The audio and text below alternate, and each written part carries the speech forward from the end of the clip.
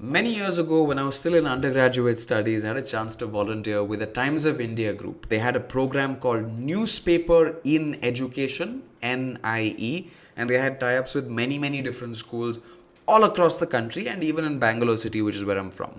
So I had a chance to teach this class of wonderful 8 or 9 year olds. This was third standard. I had a chance to walk into this class and teach them public speaking. And I began with an icebreaker activity to win over their trust. The activity was simple. All of them had to take a fresh sheet of paper and draw anything they like. No instructions whatsoever. The class teacher who was supervising that class and supervising what this substitute teacher, i.e. myself, would be like, she did the nice thing of telling me who's the studious kid in class, who's the naughty child, who's the kid that doesn't pay attention. And I was particularly interested in the kid that didn't pay attention. There was a boy sitting all the way in the last bench who apparently was zoned out in every one of her classes, in science, in geography, in history, didn't pay attention in any of the classes. And I was particularly interested in this boy.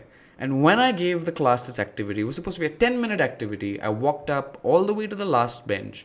He was curled up over his desk, drawing secretively, not showing anybody else what he was drawing. And I asked him, "Hey kid, can you tell me what you're drawing?" He said aggressively, "I'm drawing a picture of God."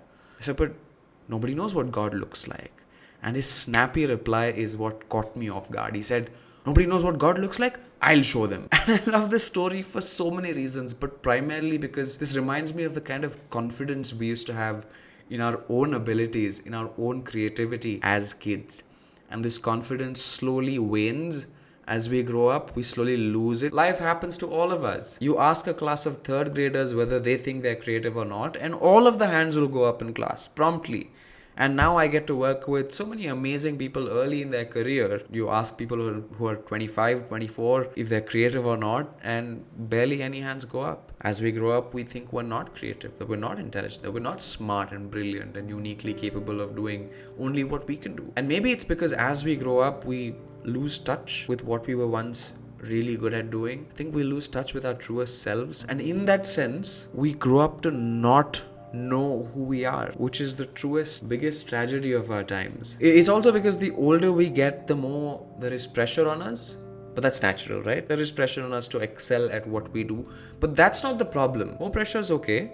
But the problem is that there is more pressure to perform highly at higher levels within a small range of our capabilities. For example, if you've done engineering like me and you're working at a tech job like me, people will expect you to do just that and excel at just that. And you fail to get opportunities in the creative side of the house. And when this happens, it becomes exceedingly difficult to embrace your other, perhaps truer hidden talents. This is what results in talented, creative, deeply intelligent people growing up to think that they are not. As we grow up, we embrace and absorb two common myths about creativity. Hang on for a second. If you've come this far in the video and you're finding value in it, do consider subscribing to my channel and hitting like on this video because it's free for you, but it really helps me out. Now, back to the video. The first one is that, and I've been guilty of doing this, is thinking that creativity is only about special things,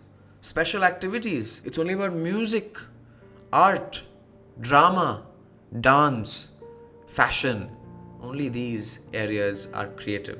The rest aren't. While I was growing up, I'm guilty of thinking that I wasn't creative because I wasn't in the college band. I didn't think that I belonged in that creative space. Anything can be creative. Math can be creative. Writing code can be creative. The way you approach problems can be creative. The way you create businesses can be creative. Creativity, by definition, is an idea that's hopefully original. An idea that is original that also has value. That's creative. Nobody said anything about dance and music and art and fashion. Those are things we assumed. That's the first myth. And the second myth, which is we think that creativity is a gene, that either you have it or you don't. Either you're born with it or you're not. I think creativity is more like fitness. It's not either you have it or you don't. It's something that you can get better at the more you exercise, the more you work out. The more you go to the gym and do those reps and do those bicep curls, your biceps will start to appear. But does that mean you don't have biceps? No, bicep is a muscle that you always have. You can train it to enhance it, to make it look bigger. That's exactly what creativity is like. Everyone is innately creative It's just that it needs those reps. It needs those hours of sitting quietly and trying to channelize your thoughts, your ideas, and give it form. It needs hours and hours of tinkering for your creative strengths to show up in open light. These are the two myths. What is the call to action? How can we embrace our creative potential? I've spoken about the two myths. Now I should also probably speak about how we can fix this dilemma, shouldn't I? All creative work needs a medium. The medium can be anything.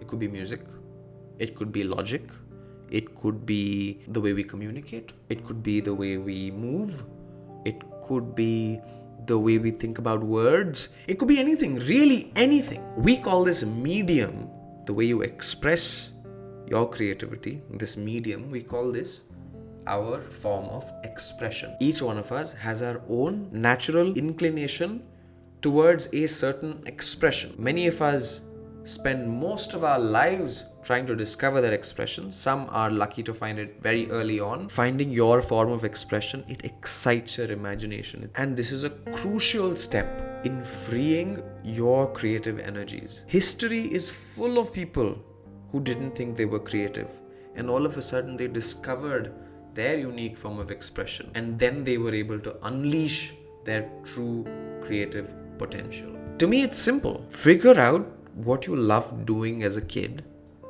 and do more of it today. Stay tuned for more such videos every Tuesday and Friday at 12 p.m. IST.